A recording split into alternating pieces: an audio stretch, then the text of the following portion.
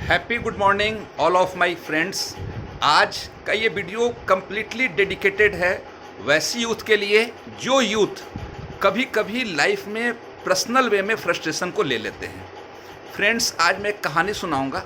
शायद वो कहानी आपके जीवन में सोचने के आपके नज़रिया को बदल देगी।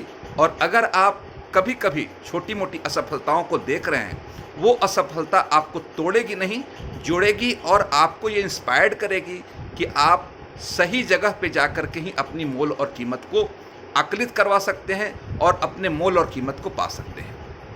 फ्रेंड्स, बहुत पुरानी घटना है। एक बेटे ने बाप से कहा कि पापा जी, आपने मेरे लिए क्या किया।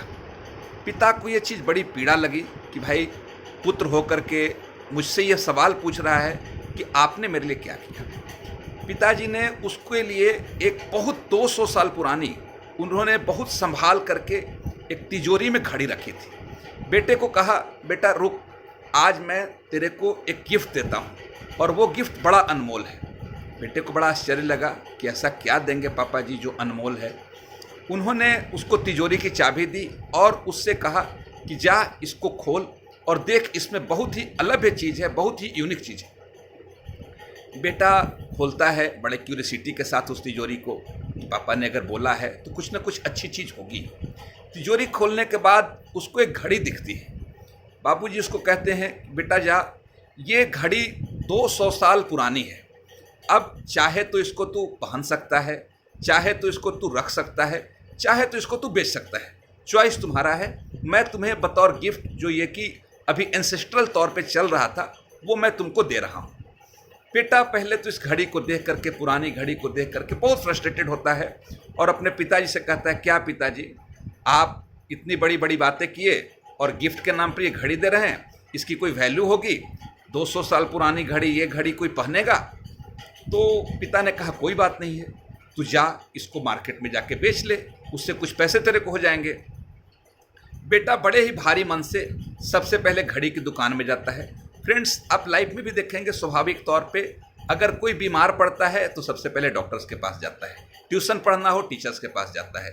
मतलब इंसान स्टेटस को ऑलवेज मेंटेन करता है, उसकी एक स्वाभाविक प्रवृत्ति होती है। बच्चा अपने पिता के साथ गया वहाँ पे, तो घड़ी वाला ने देखा, उसको पूरी तरह से मुआयना किया, खोला, कहा क्या ये तो बहुत पुरानी घड़ी है, इसका कोई बहुत ज़्यादा कीमत नहीं मिलेगा। तो बहुत फ्रस्ट्रेट होता है बच्चा और पिता की तरफ देखता है और उसको अपनी बातें, जो भी थोड़ी देर पहले पिता से वो थोड़ा नाराज़ हुआ था कि ये गिफ्ट के नाम पर आप दे रहे हैं, तो कहा, पिताजी मैंने आपको बोला था ना कि ये बहुत छोटी चीज़ है और ये बेकार की चीज़ आप हमको दे रहे हैं, इसका कोई वैल्यू नहीं है।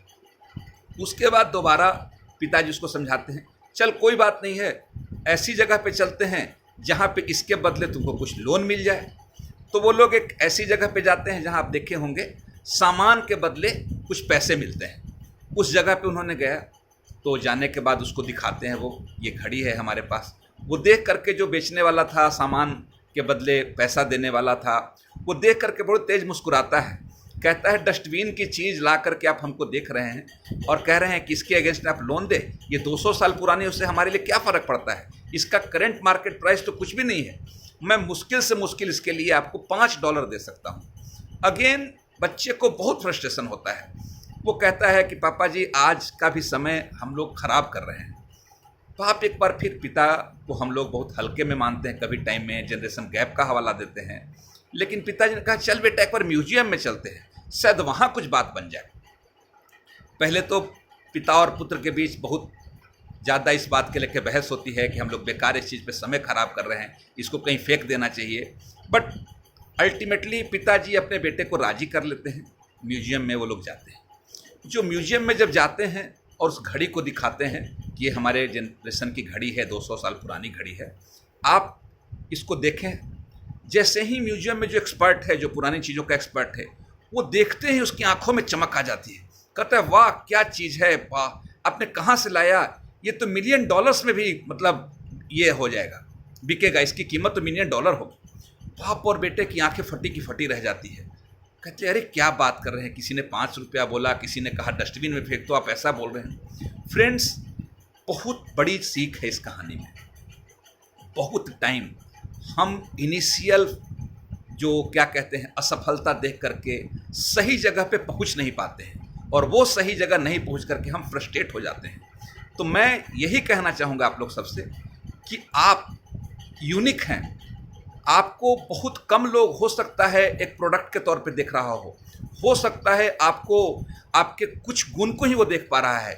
तो पहली चीज़ कि छोटे मोटे सेटबैक से, छोटी मोटी असफलताओं से आप फ्रस्ट्रेट नहीं होइए, क्योंकि मैक्सिमम टाइम आपको ये लगता है कि मैं रिजेक्ट हुआ।